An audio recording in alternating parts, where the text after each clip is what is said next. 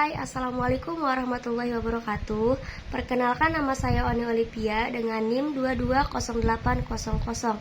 Saya dari kelas RA5 Manajemen semester 3. Di sini saya akan sedikit mengulas tentang teori ekonomi yang sudah saya pelajari dengan dosen pengampu Bapak Muhammad Teguh Setiadi, SEMM, CTMP, CMC, CBGAM, CPLM, CIB.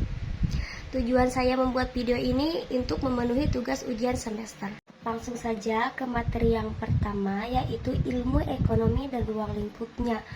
Pengertian ilmu ekonomi atau kata ekonomi diambil dari bahasa Yunani, yaitu aikonomia. Aikonomia berasal dari dua kata, yaitu aikos yang berarti rumah tangga dan nomos yang berarti peraturan. Dapat kita simpulkan, ekonomi adalah ilmu yang mempelajari cara memenuhi kebutuhan hidup manusia dan dengan sumber daya yang tersedia. Menurut Alfred Mashal, ilmu ekonomi adalah ilmu yang mempelajari usaha-usaha individu dalam ikatan pekerjaan dalam kehidupannya, dan juga membahas kehidupan manusia yang berhubungan dengan bagaimana ia memperoleh pendapatan dan bagaimana pula ia mempergunakan pendapatan itu. Ilmu ekonomi terdiri atas ekonomi terapan, yaitu teori yang menemukan sebab akibat terjadinya krisis dan mencari solusi untuk menyelesaikan permasalahan ekonomi lewat kebijakan pada bidang-bidang tertentu. Teori ekonomi yaitu cabang ilmu yang mencari pengertian, menjelaskan hubungan sebab akibat, dan cara sistem ekonomi di dalamnya. Terdiri atas ilmu ekonomi mikro dan ilmu ekonomi makro. Ekonomi deskriptif adalah cabang ilmu ekonomi yang menggunakan angka, grafik, atau kurva sebagai dasar untuk menganalisis fenomena di wilayah tertentu. Hasilnya berupa data yang dapat digunakan untuk memahami situasi yang sedang terjadi. Materi yang selanjutnya atau bab 2 yaitu perkembangan teori ekonomi, yang dimana menggunakan model-model abstrak dalam melihat bagaimana terbentuknya sebuah harga komoditi dan bagaimana sumber daya dialokasikan. Secara umum, teori ekonomi digunakan untuk menganalisis apa saja yang terjadi dalam akibat kebijakan pemerintah terhadap perekonomian. Yang pertama ada teori kuno. Sebenarnya persoalan ekonomi sama tuanya dengan keberadaan manusia itu sendiri. Namun bukti-bukti yang secara nyata hanya bisa ditelusuri hanya sampai pada masa Yunani kuno.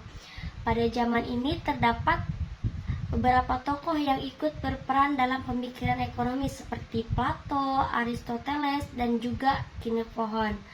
Pada masa ini konsep-konsep ekonomi dari kaum perintis ditemukan terutama dalam ajaran-ajaran agama, kaidah-kaidah hukum, etika, atau aturan-aturan moral.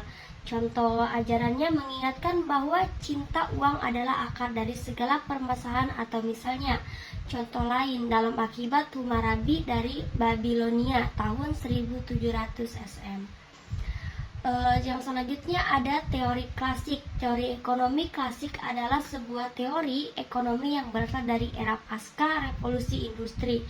Teori ini dikembangkan oleh beberapa ahli ekonomi termasuk Adam Smith, David Ricardo, Jean-Baptiste Say, dan Thomas Robert Malthus.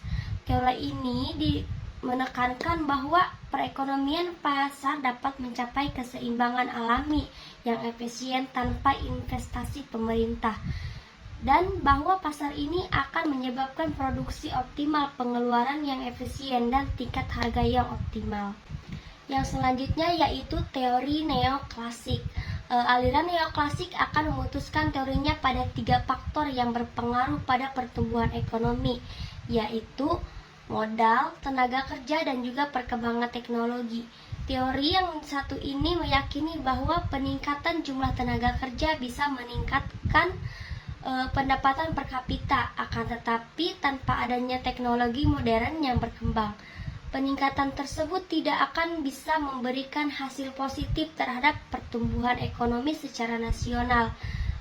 Teori neoklasik ekonomi merupakan teori yang dipopulerkan oleh para ahli ekonomi yang menganut aliran neoklasik. Adapun tokohnya yaitu Joseph Schumpeter, Robert M. Solow, dan Harold Damar. Yang selanjutnya ada teori modern. Perdagangan antar negara maju pesat sejak pertengahan abad 19 sampai dengan permulaan abad 20. Keamanan serta kedamaian dunia sebelum Perang Dunia I memberikan saham yang besar bagi perkembangan perdagangan internasional yang pesat. Ekonomi modern berkembang setelah semakin meluasnya perdagangan bebas atau perdagangan secara global di seluruh negara di dunia. Teori klasik dijadikan sebagai ilmu dasar bagi negara-negara di dunia ekonomi ini. Teori pertumbuhan ekonomi modern ini baru dikemukakan oleh Walt Whitman Rostow dalam bukunya yang berjudul The Stages of Economic Growth. Materi yang selanjutnya atau bab 3 yaitu elastisitas permintaan dan penawaran. Elastisitas permintaan adalah suatu alat atau konsep yang digunakan untuk mengukur derajat kepekaan atau respon perubahan jumlah dan juga kualitas barang yang dibeli sebagai akibat perubahan faktor yang mempengaruhi. Sedangkan elastisitas penawaran ialah perbandingan antara seberapa besar jumlah perubahan jumlah barang yang ditawarkan sebagai akibat dari perubahan barang harga. Keseimbangan permintaan dan penawaran. Perubahannya keseimbangan antara permintaan dan penawaran akan menghasilkan suatu tingkat harga tertentu yang stabil. Pada tingkat harga tersebut, kuantitas barang yang diminta sama dengan kuantitas barang yang ditawarkan. Perubahan permintaan dan penawaran yaitu perubahan permintaan atau penawaran secara sendiri-sendiri dan juga perubahan permintaan atau penawaran secara berserentak. Materi yang selanjutnya atau bab 4 yaitu teori perilaku konsumen. Teori perilaku konsumen yaitu teori perilaku yang berkaitan dengan cara individu dan rumah tangga membuat keputusan konsumsi. Sentral bagi teori ini adalah konsep utilitas, yaitu kepuasan atau manfaat yang diterima oleh konsumen dari barang atau jasa tertentu. Konsumen memiliki preferensi yang membantu mereka untuk memilih produk atau layanan tertentu berdasarkan utilitas yang diharapkan. Ada definisi dan pemaksimuman nilai guna dalam konteks ekonomi. Utilitas dimaknai sebagai kegunaan barang yang dirasakan oleh seorang konsumen dalam mengonsumsi suatu barang. Karena rasa inilah, maka seringkali utilitas dimaknai juga sebagai rasa puas dan kepuasan yang dirasakan oleh seorang konsumen. Dalam mengonsumsi suatu barang atau jasa, salah satu pemisalan penting dalam teori ekonomi yaitu setiap orang akan berusaha untuk memaksimumkan kepuasan yang dapat dinikmatinya. Dengan kata lain, orang lain akan memaksimumkan nilai guna dari barang-barang yang dikonsumsinya. Apabila hanya mengonsumsi satu jenis barang saja, maka tidak akan menentukan pada tingkat mana nilai guna dari memperoleh dan menikmati barang itu akan mencapai tingkat kemaksimuman. Ada juga paradoks nilai surplus konsumen. Sebelum teori nilai guna dikembangkan, ahli-ahli ekonomi menghadapi kesulitan dalam menerangkan perbedaan yang menyolok di antara harga air dan harga berlian. Air yang merupakan barang yang sangat berharga kepada manusia, tetapi harganya sangat murah. Sedangkan berlian bukanlah benda yang penting dalam kehidupan sehari-hari, tetapi harganya jauh lebih mahal dari harga air. Teori nilai guna dapat pula menerangkan tentang wujudnya kelebihan kepuasan yang dinikmati oleh para konsumen. Kelebihan kepuasan ini dalam analisis ekonomi dikenal sebagai surplus konsumen. Surplus konsumen pada hakikatnya berarti perbedaan di antara kepuasan yang diperoleh seorang dalam mengonsumsikan sejumlah barang yang pembayarannya yang harus dibuat untuk memperoleh barang tersebut. Materi yang terakhir yaitu teori biaya dan penerimaan. Teori biaya merujuk pada konsep-konsep ekonomi yang berkaitan dengan pengeluaran atau biaya yang terlibat dalam proses produksi suatu barang atau penyediaan suatu jasa.